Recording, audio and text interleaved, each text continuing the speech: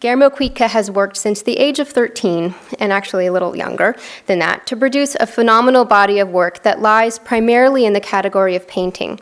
Yet the work you'll see upstairs in the exhibition presents a steadfast engagement with other modes of expression: drawing, theater, sculpture, film, literature, and architecture.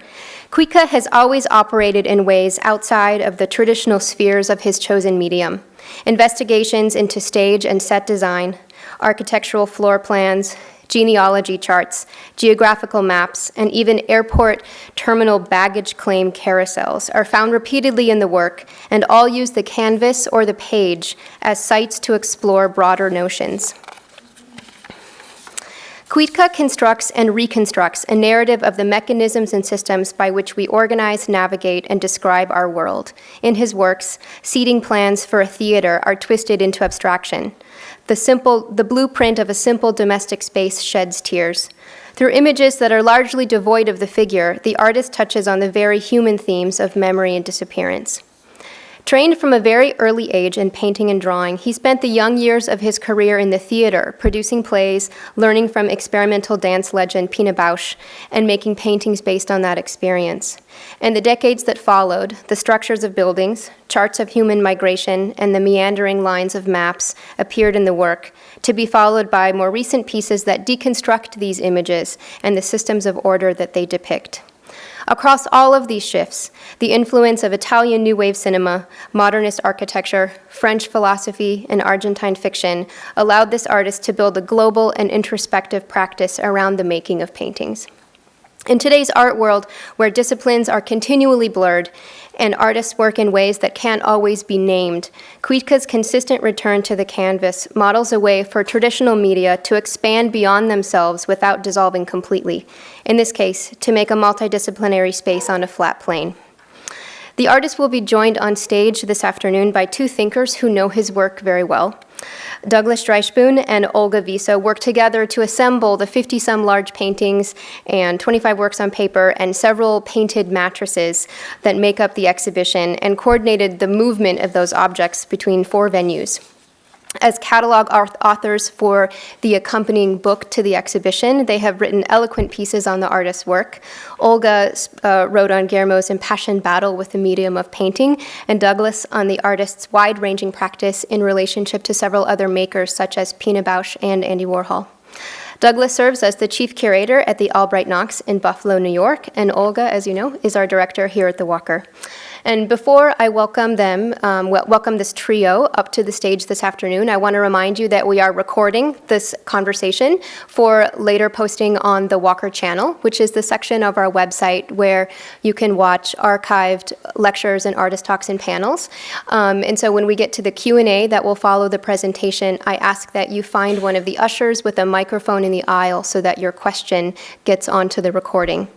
And I also want to remind you that there is an additional opening day event this evening, a concert in the McGuire Theater with Argentine songstress and electronic music pioneer Juana Molina that starts, I believe, at 8 o'clock, and there are still tickets left. And so if you're eager for more after today's presentation, a different kind of expression, I encourage you to stop at the ticket desk on your way out and come back for that the experience this evening. So with that, please welcome Guillermo Kuitca, Olga Viso, and Douglas Dreishpoon.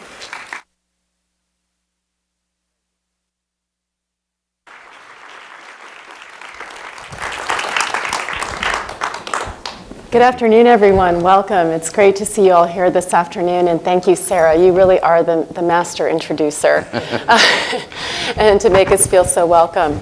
How we want to do this today, and what Doug and I have done, is put together some slide pairings that we're going to really use as a point of departure and a kind of provocation for conversation. And Guillermo hasn't seen the images, so there'll be even more of a provocation, maybe than you expected. Gosh. But not to scare you. It's okay, we can scare them a little bit. A little bit. So, Guillermo, the images that we thought we'd start with are actually the images that in many ways are the bookends to the exhibition. The earliest work, the work Del 1 a 30,000, 1 to 30,000, which is from 1980. It's the earliest work in the show. You were 18 when you made this painting, and shortly thereafter you stopped painting for a while. And then the other work is a large-scale canvas at the end of the exhibition from 2004 called Everything, which is the inspiration for the title of the exhibition.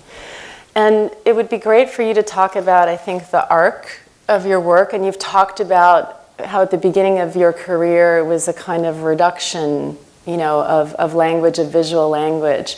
And I think these works, maybe to talk about that sort of journey from what you've described as nothing to everything. To everything, yeah. But I'm also curious too, in that even though 25 years separate these paintings, there's actually a very close correspondence in terms of how, as a viewer, you experience these works. Yes. Where from a distance, you read them one way, and up close, other things reveal themselves. Yeah, definitely. This is a surprise. I have to say that I haven't put these two works in one, you know, as to consider to think simultaneously on these two works.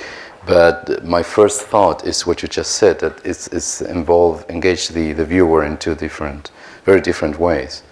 One, it's from a distance seems very, very different, and in a very close view, it's obviously a totally different response. I think it's also, there is a paradox.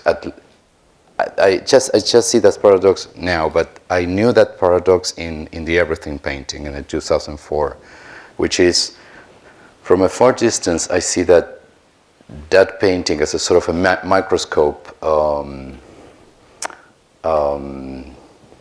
world, something that it could be maybe brain connections, something that it could even be like a microscopic vision. Only when you get very close, you see that these are distance. This is physical distance. Obviously, the map, it's not upside down, but it's really shifted. So not all the places belong to where they are located in that map. But for me, the paradox is that we think that the closer we are, we see more, we get a smaller part. And so in that way, there is a paradox. In the 1 to 30,000, I think that's more like a historical paradox, because what you see as an abstraction and as a sort of a landscape, and as you discover something that I really like, it's for the ones that you see in the show, you'll see that one of the leitmotifs in my work is the bed, and Olga saw clearly an image of, There it is. Okay, I don't know if I can point out here that somehow the width of the writing area, it's almost looks as a blanket, and the space on the left is almost seen as a pillow. So even the image of the bed, it seems to be present here in a sort of aerial view. I haven't seen that. Anyway, what I was telling is that this painting depicts a very tragic number for Argentina's history, which is the supposed number of disappeared people during the dictatorship that Argentina experienced and suffered in the 70s, late 70s and 80s. So individually, this is the numbering from 1 to 30,000. So, only when you go so close to the painting, the numbers are put in a way that you cannot distinguish. Let's say that it's simply like a counting, like I said, like 2,422, 2,423. So there's no separation between that number and the next number. So you have to be really close and really focused in order to make from that mass a number, and tragically from that number a person. And so I think that there is a sort of reversal in the way you can approach and what you get from being close and what you get from being far. So I think that is a way that I see the two pictures. On the other hand, I know that you talk about the sort of a bookshelves, like how I start and I end how we start and end the show. And so there's a whole world in between, of course. It's hard to say, and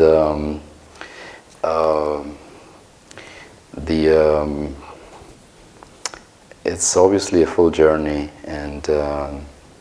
But I guess what I was sort of interested in that even though you've talked about a kind of reduction of the language to the form of the bed that's floating in space, it is this singular object that you focus on, and then the later work, which has a more expansive view. Yeah. But I think for me the expansiveness in that early work was there, both Absolutely. the macro and the micro, which is a running theme in your work, and also the different angles and perspectives of viewing. And I think as viewers, as you walk through the show, you'll see that you're given access to these dramas of human experience. Sometimes you see it straight on, sometimes you see it from above, sometimes you see it from this angle, sometimes he turns you in space and puts you right on the stage of the theater. And I think it's presaged, even in these the earliest of works in the show. Absolutely, yeah. Let me just throw one thing in. Can everybody hear us out there? Okay, good. We made a conscious decision to include 1 to 30,000. Most surveys began with the little bed. Yes. From 1982. Mm-hmm. And one of the reasons that I was kind of compelled to include that was because there was something very linear and something numeristic, and something that came from all of the works on paper, which we'll talk about, and all of the drawings that I saw in the studio led me to this, and to the notion of drawing, and to the notion of recording, and to the notion of documenting through a kind of obsessive process. So, Olga, put the first slide on, because the matrix, can we go back to the everything? Yeah, the matrix in both are quite similar in the linearity of it. And that brings me to drawing, and to a very hands-on pencil point idea, which is not at all about brush. It's about something else. Yeah. So everybody should know that. No, I You want to jump to drawing, definitely Doug? agree. No, well, sure, we can move Yeah. ahead, sure. Yeah. Well, okay. Then we'll backtrack a little, because Sure. those slides are of interest too. So the audience should know also that when Olga passed the baton to me, one of the kind of gut feelings that I had about Guillermo's work was that there was a very kind of deep interest in the process and act of drawing. It was inchoate, and I didn't know for sure what I was going to find, but I just had this sense that it existed and that it was something that I should pursue. So I did ask the question, do you draw? Because in a lot of the interviews he said I wasn't someone who drew. I wasn't, and so there was this huge gap between what I thought to be true and what might be true. Yeah.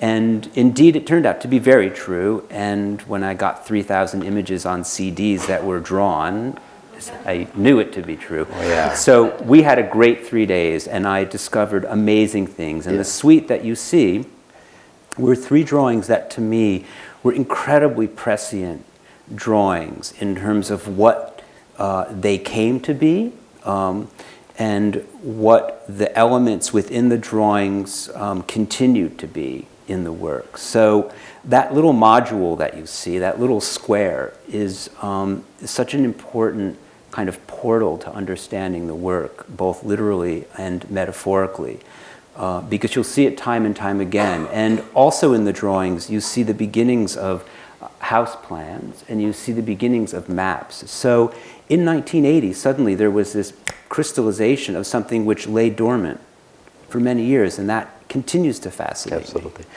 I have to say that that little question, do you draw, and the discovery of almost 3,000 works on paper, which is an incredible number of works, it came as a surprise to me, and as a surprise, as a crisis, as you name it. It was a revolution, and it appears that I moved studios in my first studio, independent from my parents' house, where I was doing my work was in 78 and 79. From that is pretty much the time I drew all this huge amount of drawings. Then I moved to another studio, and somehow all those works were piled, were erased. I loved Stored them. away. Stored and Out of sight. Out of sight, totally. Then it came my encounter with Pina Bausch Theater, the idea that there was nothing that I could do in paintings. I lost my faith in painting, in a way. That sounds exaggerated, but that's pretty much how I felt. I had a new studio. I didn't know that was my first studio that I owned. It was my own studio. And I felt paralyzed. I felt that now that I have a studio, I don't want to paint anymore. So somehow all the things you said, so they got caught between some personal crisis and some artistic crossroads. Only suddenly, only very subtly and very slowly, I start to paint again the paintings that I put them under the name Nadie olvida nada, which I think is translated as no one forgets anything, which is One's from that series, yeah. Nobody forgets nothing. Okay, so that is painted on a cardboard, but all the rest of that suite from 81 to 82 is painted on objects, on parts of that studio that were around me. I did to myself a sort of deal with myself that, okay, I'm going to paint, but I'm not going to buy nothing to paint, like no brush, no paint, no canvas. So I wanted to put myself in a sort of 0 degree of to see what can happen. That's how I felt, actually. And so what I did is I used the cabinet of the kitchen. There was something also in the small patio in that studio, and I had the residues of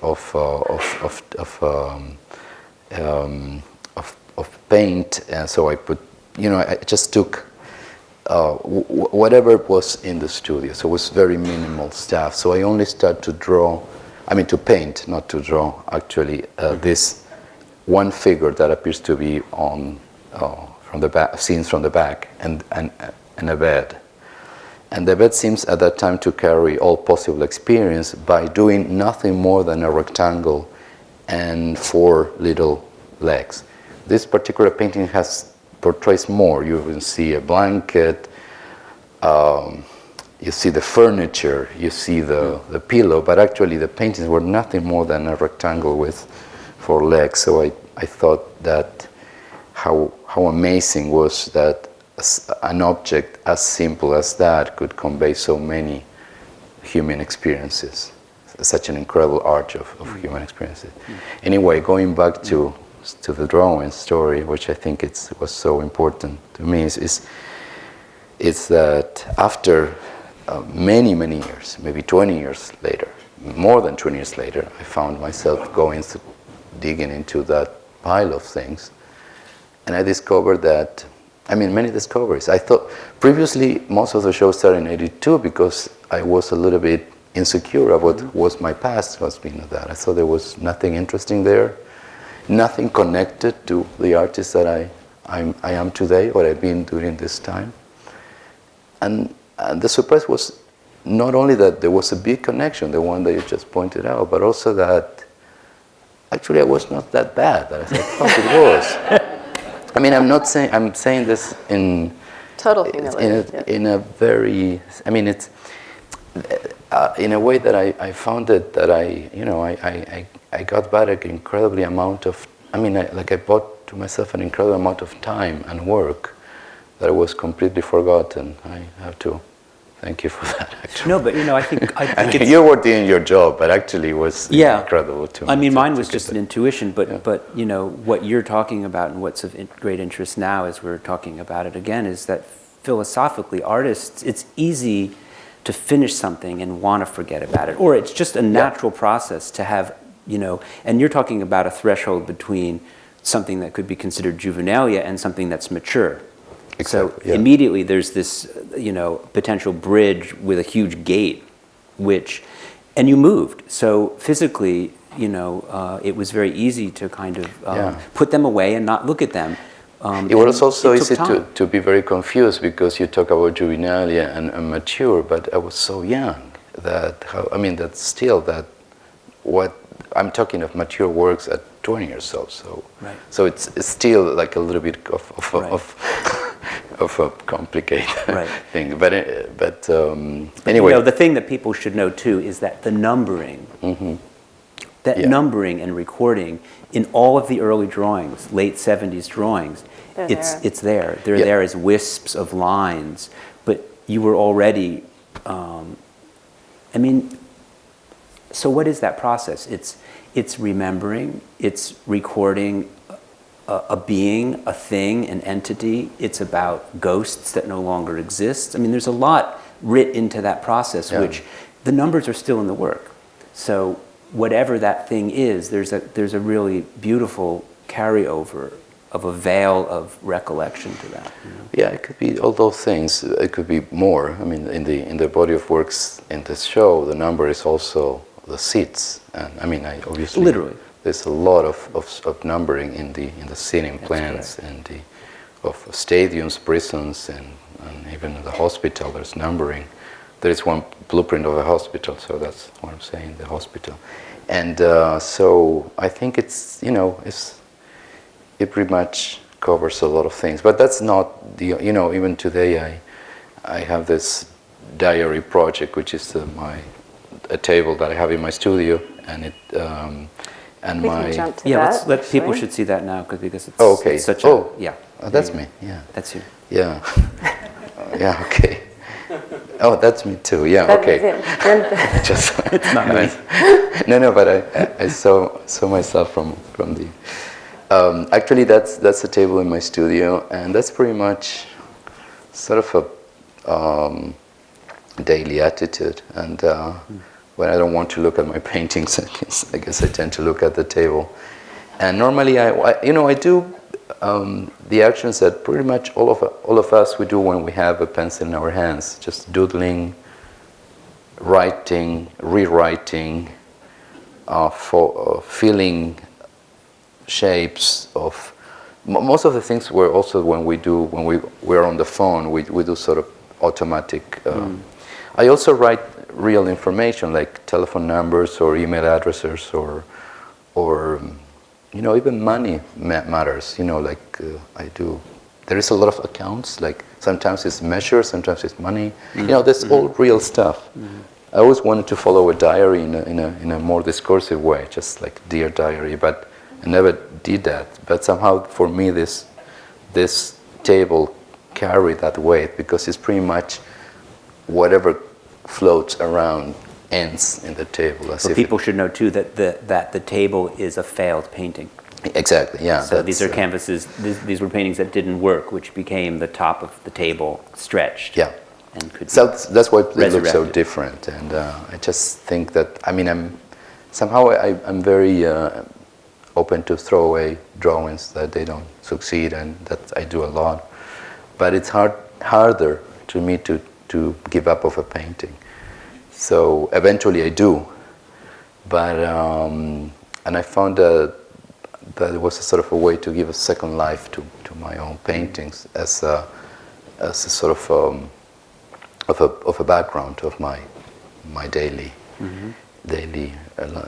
routines. And so it was it was interesting for me to see that I could write over my failures. Not to correct them, but somehow they have. I totally twist the direction of that painting was going, and as a diary goes into a totally different mood. And anyway, that practice still carries a lot of, marks, numbers. How long does one of those sit on the table before you It's always irregular. restretch it? It's always an irregular season. The average is 4 months, 6 months, but there were diaries that stayed almost for a whole year, and there were diaries that were probably only 1 month and a half. So it's always it's not cyclical, and and there's not really something that makes me. There's not something that like an event that makes me change the tablecloth for a new one, like saying today something happened, so I must change. I must turn the page of my diary. No, it's always kind of arbitrary. Always something like, okay, let's change let's turn the page. And It's a good segue, actually. Do you want to go to the flotation drawings, and we'll finish up the drawings? the drawing part of that? The process for these is quite simple. Their subjects are taken from international websites of seating plans that are downloaded onto Guillermo's computer, photoshopped to eliminate extraneous and superfluous detail or whatever he considers to be superfluous, printed on Hewlett-Packard or Kodak paper, and then floated in trays of water. Lukewarm, cold, hot. And the varying temperatures create situations that allow the image to move and migrate. They're not dissolved. He loses no detail. It's just that things start to move around. So, simple process. The actual results are amazingly varied, kaleidoscopic, and quite beautiful. And in the process, many are lost. I think what's of interest to me and what I would just throw out is water. For you, this is someone who lives in a port city, surrounded by water. Water is kind of this ubiquitous element. Water is in our brains. We dream around it. It's something that kind of influences us as the moon rises. But I think for you and your process, it's a corruptive element. Thereby, water is used to wreak havoc and to bring chaos to images. You spray it on your paintings, they bleed. You float these things in trays of water, they migrate. It's quite fantastic. Yeah, well, I think it's great what water could do in general. We know that, and I think later I start to think that water is a very loaded element rather than thin and clear and pure. Though obviously today's is not clear, not pure, nothing of that. But usually I use as an element that has a density that is probably much dense that one is in a bottle. And so in a way I use materials that blends or dilute with water easily, or they are very sensitive to water. Mm-hmm. Actually, what happened with these flotation drawings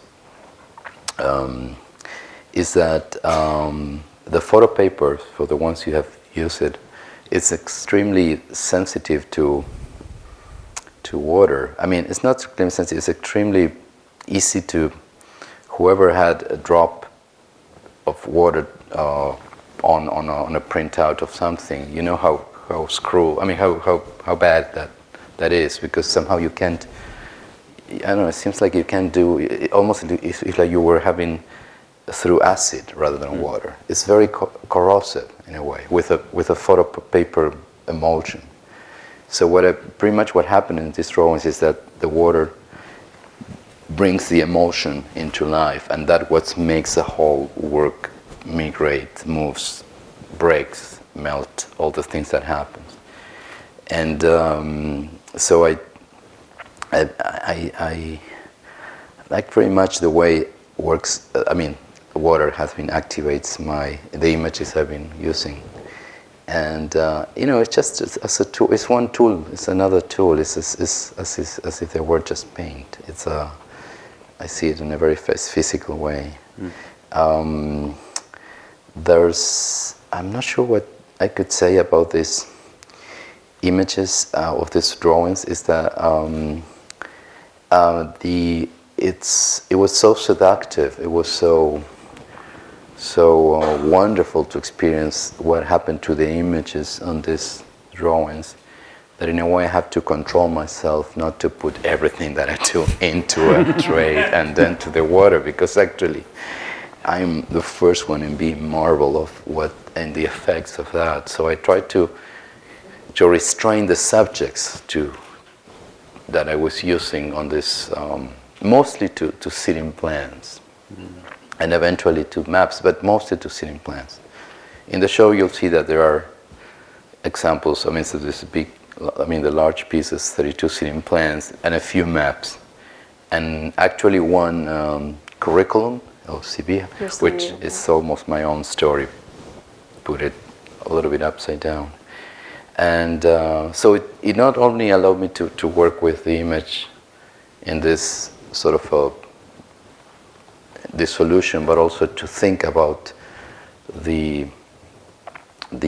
structure of the theater and how much I like to think about the audience as the part of the theater that carries the drama rather than the stage. So that's why somehow the 32 sitting plans are mostly, I would say, uniquely opera theaters, which the drama is even more exaggerated, and so I tend to turn the drama over the audience. So it's a mix of trying to look at the subject and also at the technique. Otherwise, I'll think, as I said, just put everything on paper and just everything will go on this shallow traits, and I think it will be a little bit formalistic.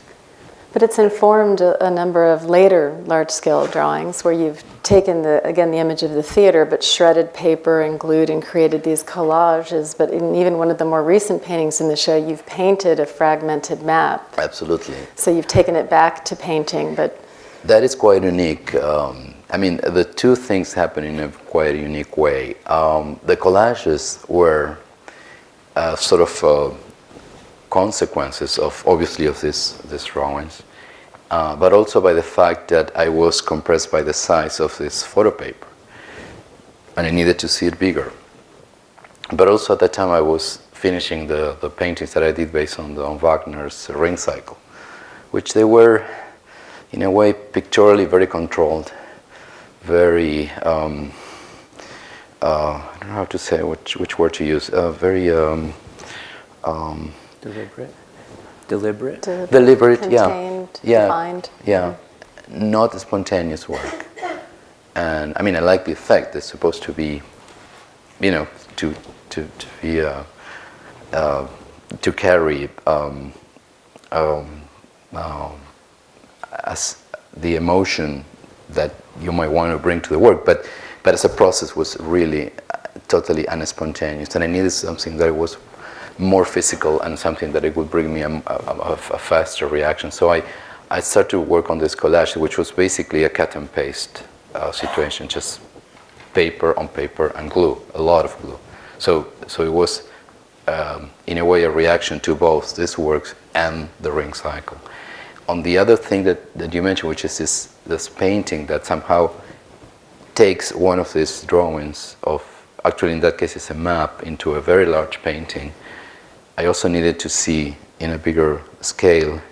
At that time I was start to be interested in battlefields blueprints. I mean, though today I have no idea how a battlefield blueprint is. I mean, I'm sure it's a lot of technical stuff that I'm not, I'm sure I'm a little bit, I'm sure it's quite secret, that stuff, but I'm talking about ancient war plans, and I thought it was could be interesting to me to figure out, having worked with so many blueprints, if there was something there that could be interesting to me. It wasn't. I mean, I found that it was too illustrative. I don't know. I just didn't find that it was attractive.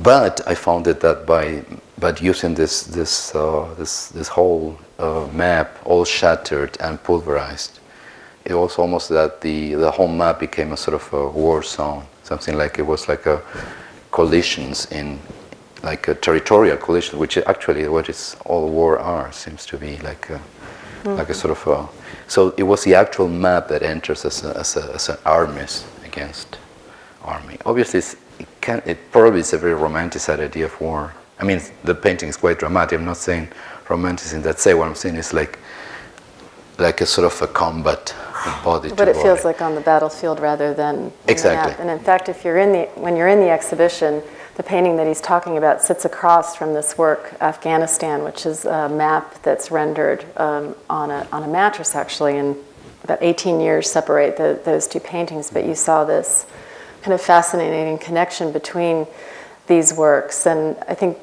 one of the things has been sort of fascinating, we've talked about a lot since you've been here, is that at the time that you rendered these maps, in the early 90s, Afghanistan wasn't as charged a place in the world as it is at the moment, and you were looking to places that you didn't really have a relationship to. And clearly in this exhibition, this 3-part map has St. Paul and Minneapolis very clearly defined, which is the irony that you would show here, but at the moment when you rendered it, you never thought you'd ever come here, right? Yeah, that's an incredible... Kind of a circular irony. Circular irony, which I'm fascinated by, and which in a way confirmed not my intuition, but my will of doing maps, that there were things that were not connected to me, but by definition would be connected with someone else, because I was using real existed places and names.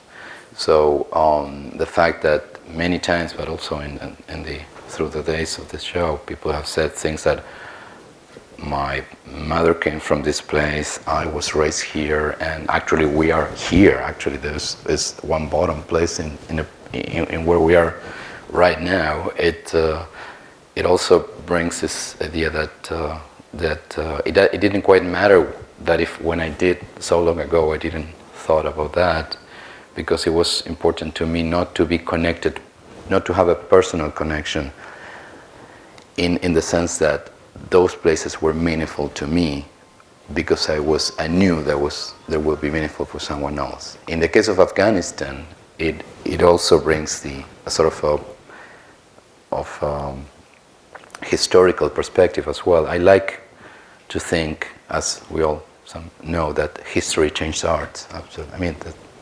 We try to think that art changed history. We hope, but definitely history changed art. So the way that this piece that in 1990 was, obviously Afghanistan was already a place of conflict. It was probably at the time of the Russian invasion, but maybe for me it wasn't so. It wasn't.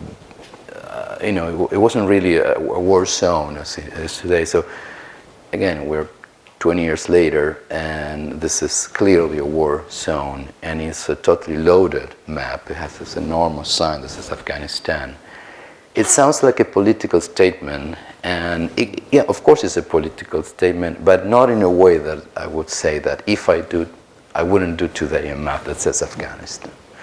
So in a way, I let the history work, and also the circulation of the work over the images. So the fact that someone will closely related to Minneapolis and Paul, it's even when it was so remote from my original intentions, it's what pretty much I love,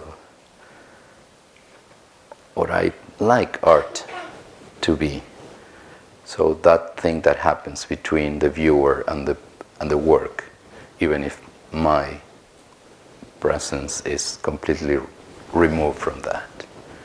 And that's a quality I try to protect, and I think it's still part of my practice.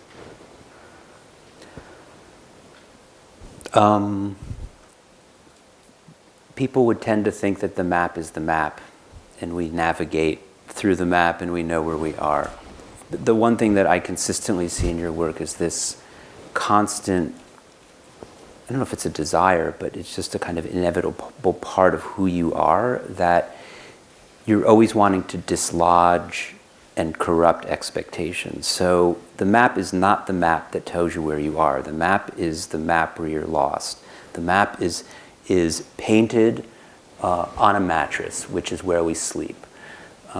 Something very private upon which something very public is imposed. And so there are all these, and the roads become, I mean, it's very important to dream when you look at this work, I have to say. If you bring a literalist's approach, as most Americans, we do that. Sorry, get over here. It's very important to let your mind dream upon the surface, because the roads become bloodlines. The roads become, avenues of recollection and travel on another plane. And they're quite amazing that way. And the stains become something else. So, but I'm constantly fascinated. And for me, it's like this balance between something more abstract and something representational. And the middle ground of that is a bit of a battleground in a very interesting way. Yeah, it is a battleground for sure. Whether it's the middle, I don't know. What I do know is I was so attracted by maps and by architectural blueprints and plans, not buildings, plans. It was because it was in a sort of place that they were nor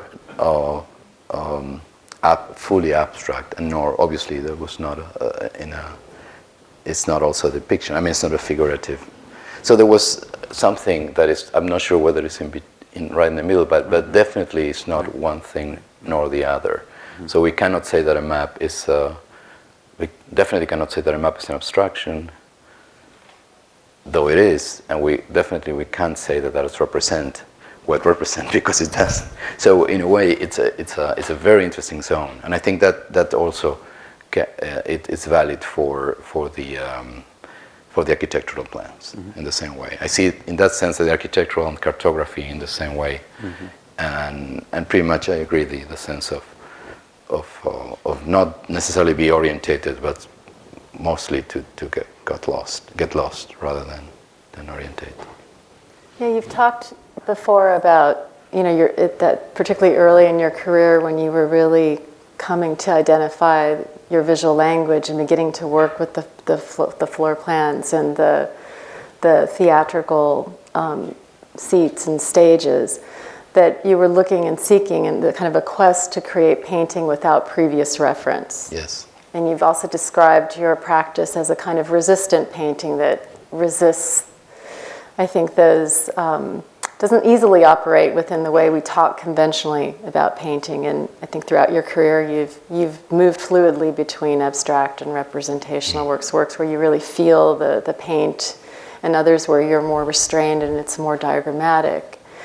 And you have, I think, very openly talked about your ambivalent relationship to your own medium, and I think in a work like El Mal Dulce, early in your career, that's so poignantly expressed with the fact that you've turned the canvas, the front of the canvas to the back of the wall. And, it'd be great to hear you talk a little bit about that, of how you turned to other disciplines where you felt there was more possibility than within painting itself. I would love to do that. I'll do it. But since I'm hear you talking and saying that I'm avoiding all these pictorial references, then you have this huge painting that is obviously based on a lot of Fontana's gestures. Said maybe it's a sequel. It's the second part of the question. Maybe I shouldn't be so affirmative on what I'm going to say. But anyway, but 86, which is the date of El Mar Dulce. It's a painting where I was thinking as the canvas was a stage, so it was the equivalent of a stage. I was almost playing as a theater director, so this will be here. I mean, I felt that I wasn't composing in terms of, I don't know if composing is it's only used for music, or in Spanish you could say compose. Creating a composition. Composition, okay. Rather like, mostly like directing, like conducting in a way. And so I have this bed here, this other bed here. Also manipulating a little bit the drama, which is never visible. It was always somehow the remains of a drama, and also the idea that either we arrive to the scene either too early or too late, either the play just finished or didn't start yet. So we had that sense that whatever we're looking at, it cannot be defined in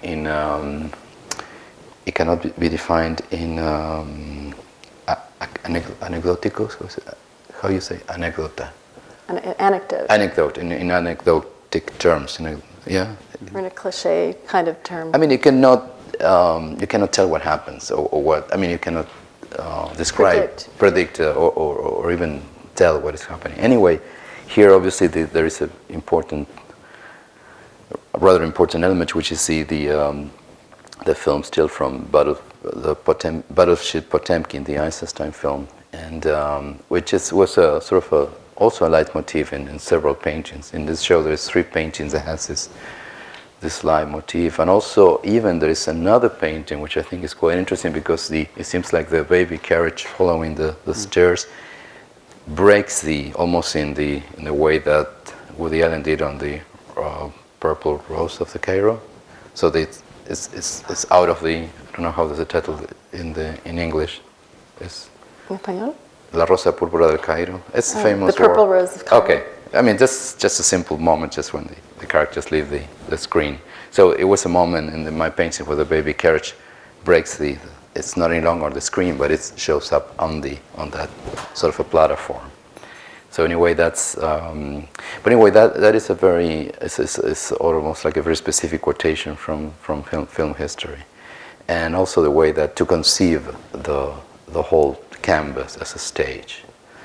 And it's true that I had in that this huge red studio or red stage, this canvas upside down, against the wall. It's melting into water almost. Yeah, it seems like it's been a fluid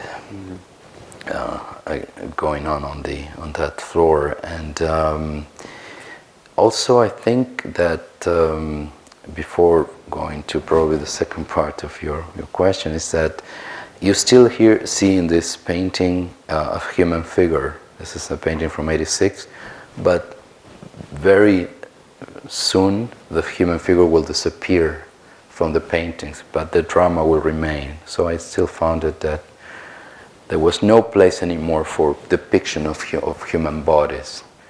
There was not necessarily the chair, the bed, the door. It could do the job in the same way.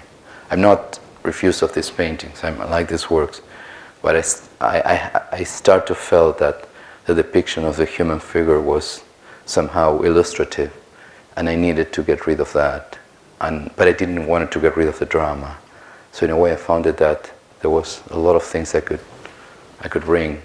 There is almost one white painting, the one that you see when you enter the show. Mm-hmm. It has no single human figure, but the human presence is so visible, it's so evident. So this painting was a little bit in a sort of a moment when I would start to feeling like there were elements that were needed to take on a side and move into another direction. One of you said you felt like there were possibilities, in the theater or Yes. in dance or in the cinema. All these things are coming together. Your time with Pina Bausch's theater is also part of this, that you had really kind of moved away from, again, that there were no you didn't feel there were possibilities for you in the pictorial tradition of painting, and you turned outside. Yeah, obviously it's simply a statement, because this is, it's a painting. It's all painted. There's brush strokes. There's dripping. We somehow, all painters, we have to build some sort of a structure that's maybe is only valid for ourselves. In that case, I would say it was only valid for me. I cannot convince anyone that it's not a painting. This looks like a painting. It is. There's not a single element that will tell you that this painting comes from someone that doesn't believe at all in painting, that doesn't think that anything in painting is possible. So it's almost a nonsense. But it was valid for me. It was. At least it's what I needed to make that painting. So you have to create this sort of this little lies in yourself, on these little stories, these little structures that are maybe only valid for yourself. I cannot prove my case saying that this is a painting outside the painting, because it's not. But in a way, as I said, for me it was a tool to feel that I was dealing with a lot of things that were not necessarily pictorial. Obviously, at the time, it was painting was a media that was completely reigning over the international art scene and the pretty much the global art scene, and I felt that it was a good time to get as reclusive as possible as a part of that, but I wasn't. So in a way, I could say that this painting put me away from a world of paintings. But anyway, that you know, I think those are things that I with the distance I see that they were just, I was lying to myself, but in a good way. I'm not saying this as a sort of I'm not saying as a confession. I'm saying that I will do it again in that sense. And I think it served you well. It was useful to you for 20 years of painting, and what's, you know, to go to the next image. I think what's curious is that in 2007. When you represented Argentina at the Venice Biennale, you know, for a painter who was seeking to make painting without previous reference, you bring back the reference to the tradition of painting and the tradition of modernist painting and painting in the 20th century. And what changed for you? I don't know. I think everything changed there. I think it was that I probably, I don't know, after 30 years of battling with paintings, I somehow give up, and I still battling with the painting, but I said, well, maybe painting is not so bad after all. You know, just a little bit of a joke, but maybe I have to make a little bit of a story about how that happened, because the collage process took me quite a while. I mean, maybe only 2 years, but in a life of a painter, it's a lot.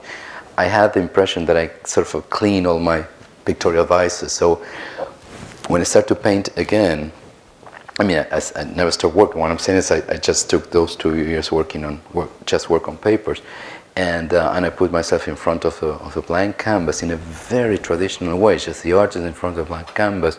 I found that I had been offered a chance to have a sort of another life as a painter, because it's so difficult to find yourself starting from nowhere. I've been, until that time I was working, all my work has been so intertwined. It's almost, if I didn't want it, they ended up being intertwined. Intertwined? Okay, so it was interwoven. Interwoven, okay. So it was fascinating to me to find that I could start from nowhere, just really almost thinking that the blank canvas was something that it was actually possible. My idea of the blank canvas was actually quite perverse or quite reverse. At that time I thought, many times I said that statement, that the blank canvas was not something that kept happening at the beginning of the painting, but it was in the process of the painting. So the canvas was getting blank. So it was something that is happening in the process of doing. So the void, I mean, that sort of a famous abyss that we all know from films or just because of our own experience as artists, it didn't happen at the beginning. Well, now in 2007, I was having, for the first time, there in front of a blank canvas. And I started to do like small brush strokes, not, I mean, it was a big work, just small brush strokes, and suddenly I recognized those elements as some sort of a cubistoid structure, something that I can recognize cubistoid. And I don't want to say cubist, because I think that is more like a specific historical reference, but they look cubist in a way. They have this look, and I just followed that path, and I found it very, very. I just loved it to do that. I just found it not only that I loved to do that there was a sort of a natural way to paint that would put me in a way that to create this sort of a faceted incapacitated volumes and using sort of a chiaroscuro way to shape, not object, because they were clearly abstract works. So, and suddenly I found myself in this sort of a very large modernist landscapes, maybe a sort of a representation of a historical past, but also a sort of a very confused past, almost like a past that is, we didn't know where we start. Actually, by the time I did this painting, it was exactly 100 years from Les Demoiselles d'Avignon, so, where basically it's the sort of I don't know, the standard to put the flag of, okay, this is where Cubism or Modernism start. So I thought I tried to start to think in those 100 years. I would start to play with the idea of the Garcia Marquez title, The 100 Years of Solitude. I started to thought about the solitude of not the solitude of the artist, but the solitude of the viewer, a lot of things. And then I thought, maybe this is a painting of an artist that has already 100 years old, that is already very confused, that he doesn't know anywhere where he is, that maybe he's been already abstract expressionist, so he can't move because already old and he can't do all these gestures. So all this historical picture, it seems like all the pictorial world that I've been completely ignoring came like a wave. Back, yeah. And it put me in, it was just like I was completely inhabited, obviously, by all those ghosts, all those artists. In a way, Fontana came later in a much more specific way. In the Cubistoid paintings, you could say there is ghosts of Braque's, of Picasso, even of later Cubism, from Latin American Cubism, from either earlier Rivera's or even Torres Garcia's, or there are many ghosts. But in the case of Fontana, I think I found Fontana within the Cubistoid paintings, because if in the Cubist paintings the figure tends to be how you call concave? No, convex. Fontana seems to be concave, like going on the opposite direction. And then I said, why not? I will follow this pattern. I will put myself into this position to make this. These paintings, which I think Fontana will be embarrassed because they don't deal with the space, because it deals with the illusion of the space. Yeah. They're not really. It's almost the opposite of a Fontana painting. We had a good luck to work with this show together and move many things around to create new connections in the works.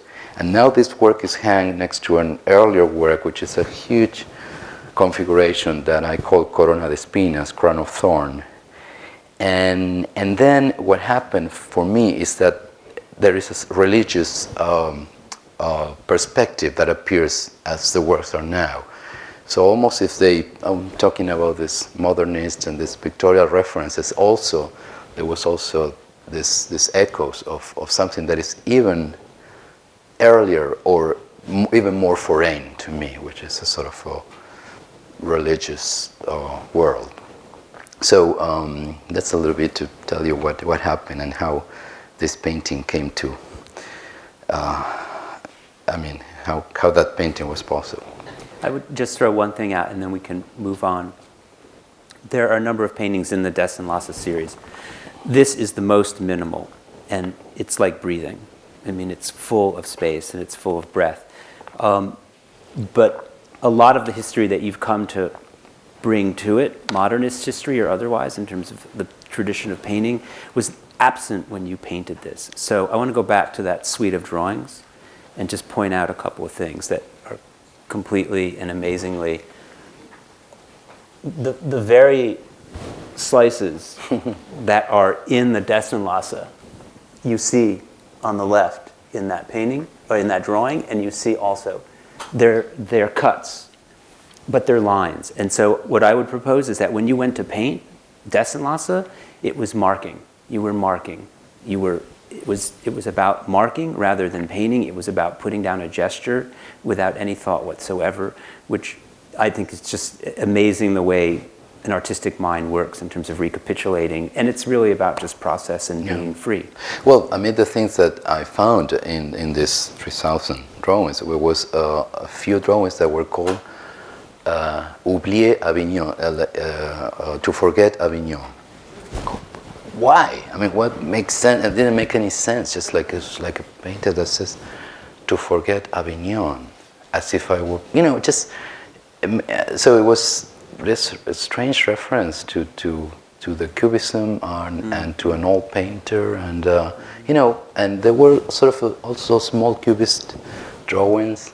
So obviously there were, maybe somehow our metrics as artists is created so early on that it's scary. I mean, because we had no idea when that body of interest or language has been formed. Maybe at the very same time that our language, of course there might have been a lot of studies about that, but it's when you experience that, it's really scary. Well, I wouldn't say that you were born with Picasso in your head, but pretty early on, he became Ahuva was, very much Your teacher. was there. I mean, she imparted that to you. That's probably. I mean, obviously Picasso is a sort of a superhero of any child's painter. So when I was a child painter, I had, as much as I had maybe a superhero image, I had also a Dora Maar portrait in my room at 5 without pretty much knowing what it was. Okay. I can't help thinking, just to go back to this image before we open it up to questions, Right. but as you were, I know Robert Gober is an artist you've felt close to. Yeah. And I think for Walker audiences who are familiar with the works in the Walker's collection of Bob's, if you remember the piece Slides of a Changing Painting, which is a very early work of Bob's, where he made a painting over time and kept destroying the painting by painting over it, but he documented it in slide form. And what you see in that projection of slides as they fade one to the other is really the genesis of all the imagery and iconography that you see evolve in his work much later. But in many ways, I mean, an artist of your generation, an artist who was also, started in painting and in the end rejected it. But I think what's been fascinating for me when I first started thinking about writing and thinking about the exhibition, and the first time we worked together in the mid-90s, when you were in a show we did together with Bob Gober and Rachel White-Reed and other artists who have been drawn to similar objects of everyday life and human experience. And that, when you think about, it's hard to think about your work in the context of other painters, that in many ways your work is easier to talk about within the work of sculptors of your generation. That's true, yeah. Yeah. Because your work has such a spatial and physical dimension that of how we engage it as members of the audience. I think it's right. I mean, obviously I remember the show you curated in '95. It was when Bob Gober, Rachel, and Doris Salcedo. There was also another show that we did, the 4 of us, that Luis Gracias curated, who was the director of the Albright-Knox, and it was called Sleeper. I mean, no, sorry, it wasn't. I think that's right. But no, it wasn't Rachel, it was Katrina Frisch. So it was Katrina Frisch, Bob, Doris Salcedo, and I. And it was basically based on subject of the bed, which was a common subject. And then Mona Hatun, I think, was also working at that time with us. So it's, when I think you put the Stemper show together, there was so many coincidences and so many layers of seeing. Actually, for each of us, I believe that there might be a different connection, and we ended up doing what we do because as factors that took us there. More about there's almost there's confluences, which I think it's the way. It's more interesting to understand generations and decades rather than influences, because that's how we probably could build a more interesting platform, how we understand the art of a particular moment. And but it's true. I think it's I just understand what you're saying about how my work has been related to as cultures. and not with painters. Though I'm sure it's been related to painters as well. So it's, but I like what this is that you point out this. And actually, I think these two images are in the catalog. In the catalog, yeah. Well, I think we'd love to open it up to questions, and I think we'll bring the house lights up, and there are microphones going around. And would anyone like to start? or we do it's freezing here.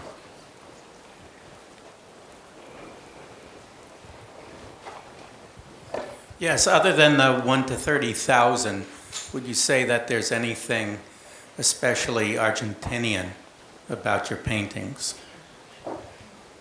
Well, everything. I mean, I'm Argentinian, I live in Buenos Aires, never work anywhere else.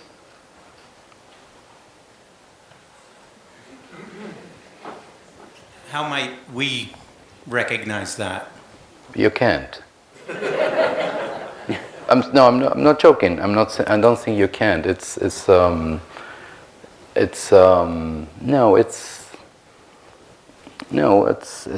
different experience. It's the other way around.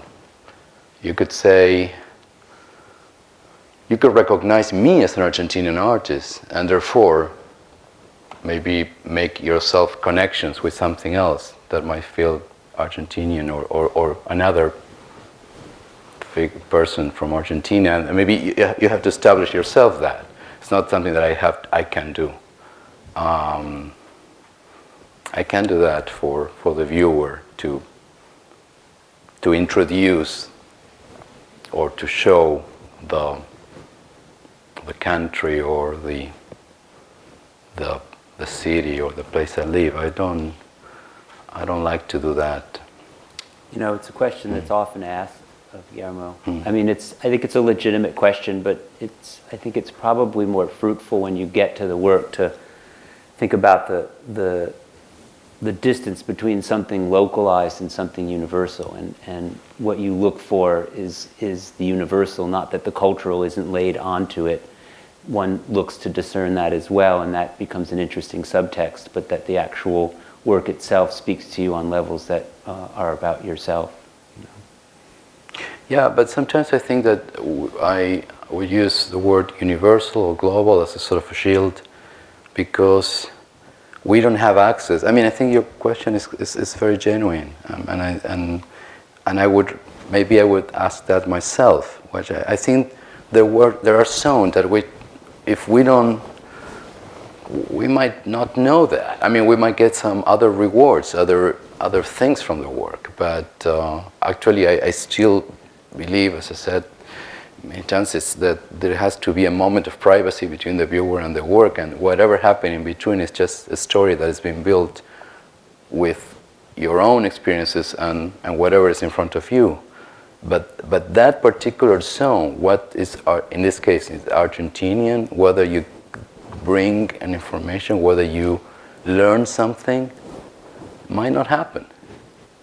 And yet, yes, it is global, but it is also local. Well, and also you live in the world. I mean, yeah, of course, yeah. We all live in the world, so that whatever comes to impact us informationally, we're not living in a squirrel hole. So there are all these influences constantly being jockeyed, which feed into whatever. I mean, there's also possible the chance that very big cities, and in that case, many Latin American cities like Sao Paulo, Buenos Aires, or even Mexico City, they're so big and so complex, and so they have so many faces and so many facets that there's no a single way to depict that in a sort of a frontal way. At least I can't. I don't know if I would be interesting, but I definitely can't. I wanted to ask a question about. Hello. Yeah, I'm sorry. It's okay. I wanted to ask about the impetus for the use of the imagery from Battleship Potemkin, because created at about the time that Cubism was going through a kind of collision, and his editing is very collision-oriented. What was the impetus for you to use that image? And secondly, are there other films that you have included imagery from? Yeah, you're right. I haven't pretty much established that connection between the modernism and Potemkin, probably because I've used the Potemkin image so early on. I think that film still is so dramatic and so loaded. I mean, so rich. It's also a moment in the film where we know, because we've seen the film, or probably we saw that segment, that something terrible will happen. But right there, it's still. I mean, we are on the in between moments. I mean, before that scene, the nurse got the shot on the eye, and after that scene, the baby carriage falls all over the stairs. But that moment is when they, it feels like start to move, start to fall actually. So I think I had that attraction to that quality. I was very attracted. I mean, I pointed out few things that I think make that choice possible. I think the fact that in the Bacon repertoire, Eisenstein photographs were very important. I think it was also played a role. Bacon was a hero for me, being very young, and I think probably was also played a role. Also, the nurse shot is pretty much what most of Bacon's portraits are based on. So it's also probably taken from that linear of sequence. And third, it's there is, whether are permanently said that the word should. In my case, I don't see that as self-referential.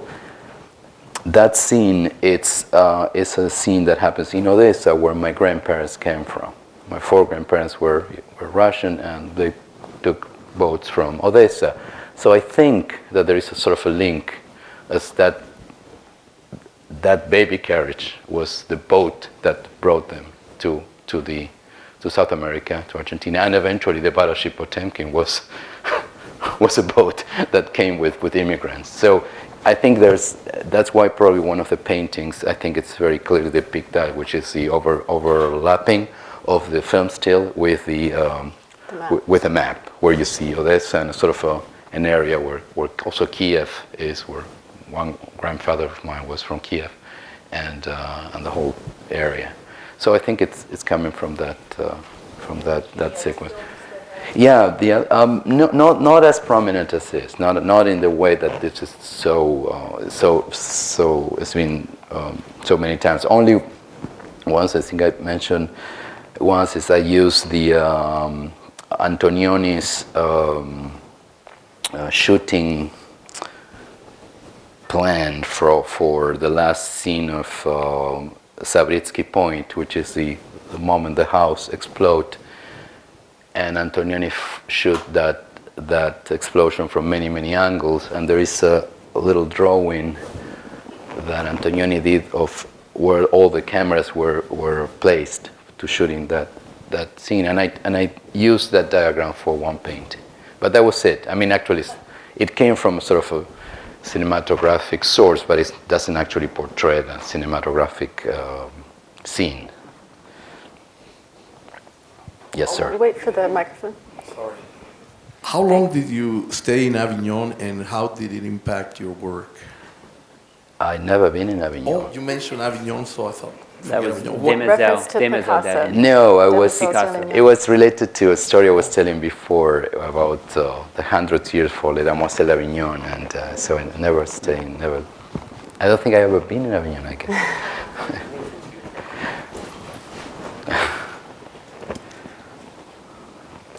I'm curious about to know a little more about how your work with Pina Bausch influenced your painting, and I always think it's interesting to see how a two-dimensional form can convey movement. And I look at your work and I wonder if your interest might be more the performative space and the stage, or are you also conveying that element of movement as well? Yeah, that's a good point. Well, actually, I didn't work with Pina Bausch. I just was an acolyte, fan. I follow her work. It was not that I didn't. I mean, that should be said. I mean, I saw her work being very young. I met the people from her company. They visited Buenos Aires very, very early. The company were not as famous as they became. And I followed them to Wuppertal, and I spent a little time in Wuppertal seeing their work, their process, and I learned a lot. But that's, I mean, there's no, I mean, I never done, I mean, I met her, of course, but I didn't done anything with her. I just felt completely invaded by her work and the way she approached dance, almost by saying, okay, well, if this is dance, but no one will dance. I mean, ultimately, she did a lot of dancing, but at that time it was one of the most radical moments of the company, where most of the dancers were almost asked not to dance, or at least not to make steps. So I found myself as someone that was a painter that didn't want to paint, and amid dancers that couldn't dance. And I felt, but actually that's how that was the strongest bond I felt. But on the other hand, it's a good point. I think the movement seems to be implied, but it doesn't seem to be embraced in my work. I think there is implication of movements in the high roads, in the highways, but actually doesn't seem to be, sometimes I think, wow, it's all this is devices to go from one place to another, and yet movement, it doesn't seem to have been... Movement in one case, this Your Naked Tango reference to Warhol. Definitely, but it doesn't seem to have been something that I've done in the same way that I embrace my interest in for stages or for space, but pretty still, actually. So the movement, it's maybe something, occasionally shows up as a sort of a ghost tango diagram, which obviously I took from Warhol. And in a very ghostly way, I put myself in Warhol's shoes, and instead of using shoes to dance a tango, I decided to make this tango a more tribal or ritual dance. That's pre-Argentinian, actually, if you want to. So in a way, that sort of a ghost tango somehow implies movement. And yet came from a very graphic one. I mean, it came from a very still and graphic diagram. So there is movement, and yet there is none. It's almost like a documentation of movement. Yeah, you could say so. Yeah.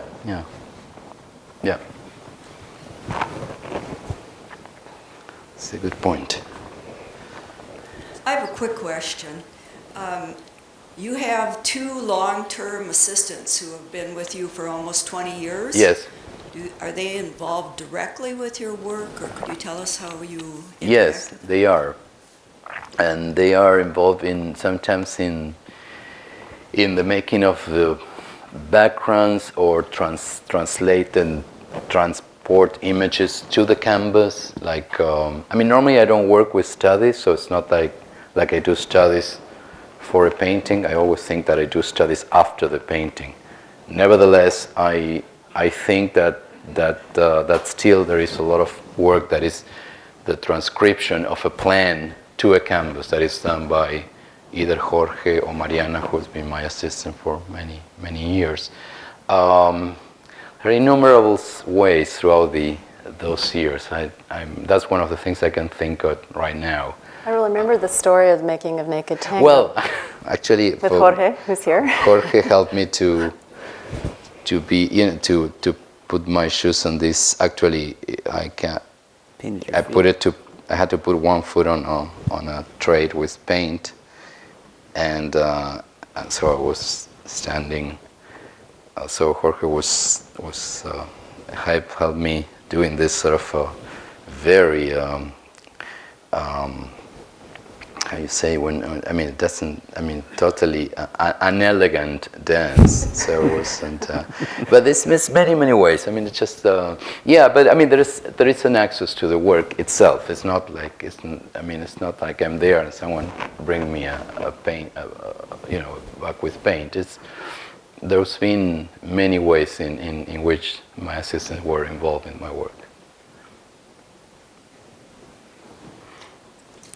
The use of color in your seating arrangement paintings is so powerful.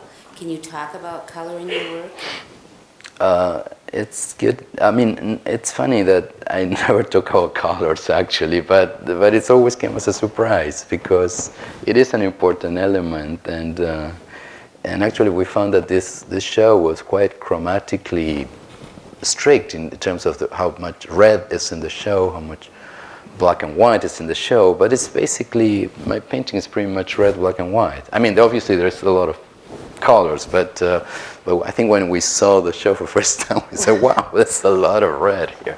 So we haven't pretty much, I mean, I don't think we thought in that terms. I mean, right, but she's talking about the seating plans. I know. So which in a way, you were liberated because it was pre-existing color. Well, not really. I mean, they were and they were not. Yeah. I mean, just took the subject of the color, and then I was going to back there. Actually, what I do when I download those seating plans is to change the colors of those seating plans somehow to manipulate the price of the ticket. So in a way, what is cheap goes to expensive. So or sometimes I mean, you'll see that. It's sometimes you have like one single price for the whole house. Sometimes you have the rare mezzanine is the same price of the orchestra. I mean, this is a little twinkle, but I do all those manipulations. Sometimes playing a little bit with the price of the tickets, but yet you're right. Those seating charts, in order to get different prices, gets many colors, and that was probably why, at least in the 32 seating plans, the color plays a role probably in a much more chromatic way than in other paintings, which I guess pretty much my world is quite monochromatic in a way. I mean, if you think of, there's a room that has a dark blue background where you see a group of paintings from the Tablada suite, which are all institutional floor plans done in graphite, but each is rendered on a pastel color, kind of bland institutional colors. That's right. Green, yeah, you're right. The yellow, Tablada also lavender. The Tablada had also a chromatic statement. I forgot that. It's and that's pretty evident in the way we have the 4 Tablada paintings on a row. That I associate those colors to sort of this kind of neutral and somehow sometimes washed, ugly colors that we see some institutional places painted. Maybe a few more questions, 1 or 2 more questions? I was just wondering, when looking at your trajectory as a career, as an artist, starting from like teenage years, like at this point in your career, how do you see yourself like progressing? Like, I know that that's kind of general, but I was wondering if you have any thoughts on like new concepts that you might be thinking about or things like that. I don't know if I have thoughts. You know, it's been so interesting to follow this show. We are already on the 3rd venue of this 4 venues tour, which is obviously a survey from many years, and didn't had any conclusions. No, I mean, no, not really know where I am. I still feel pretty. I mean, I start to think that I'm as young as I was. I don't know, maybe 30 years ago, which I'm sure I'm not, but pretty much I start to think that whatever's happening in my studio these days still has a big amount of unknown zones and zones that don't depend on the history, on a personal history of my own work. I was. This is a little bit of a shortcut to something else, but in the introduction, Juana Molina was named as someone who will be singing tonight. She's an incredible composer and singer, and I only bring her name because she had an incredible history as an actress, and somehow at some point in her life she totally put her story upside down and decided to do something completely different, which she succeeded in an incredible way, but she was an incredibly talented actress. And I said to her in an interview we had, the other day, saying how envy I was of her, and also of the people that at some point they could take a whole history, a successful history, a rich history, and somehow put it aside and do something else. So going back to your question, sometimes I think that there's going to be a moment of me that I would put my whole history on a side and led me to something else. It never happens. It never happens. It might not happen, but there is but there is the sense of that in a way, and I just thought it was interesting to mention Juana's example. And we have one more question. Is there one more? Yeah, one more. Just,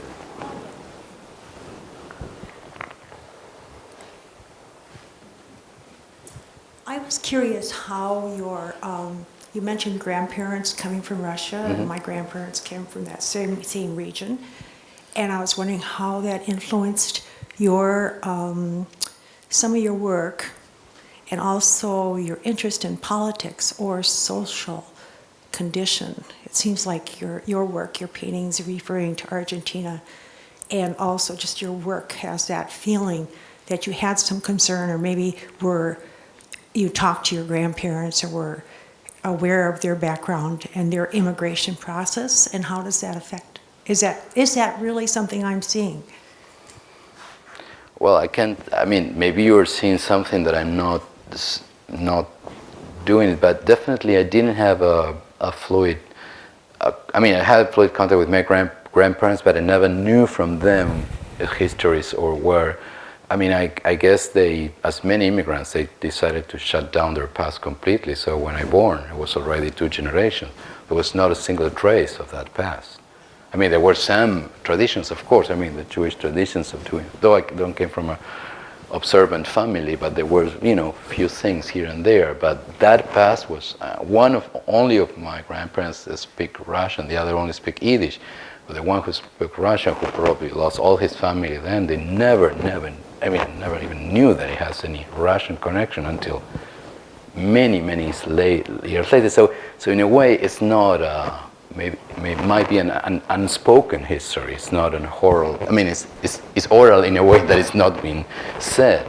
I'm not sure whether I didn't take anything at all from them. I think I just grasped a few information that I found that I stole rather than I asked, and then I play with that. So, but I don't think that was in any way was. I mean, obviously it's part of who I am, a part of my education, but never in terms of this came from here and will go into my work. So there's a big disconnection actually from their past and my present, which actually is a pretty common experience in I mean, there's almost like a big division into how immigrants experience their life. People that create a very strong bonds with their past, with where they were, where they came from, and how their life was, even as bad as what it was, and many others, probably half and half, which is like, we start from zero. There was nothing. I mean, there's nothing there. But the genesis of that work, though, came out of you had been directing theater in Buenos Aires at that time, and the play El Mar Dulce was about immigration, no? It was about immigration, but not about my grandparents. Right? Yeah, No, I mean, and maybe at that time, I don't know if my parents were alive, but they were. I don't. It was more about sort of a generic immigration movements rather than personal. Well, I want to thank everyone for your attention, and thank you for being with us. And thank you, Guillermo.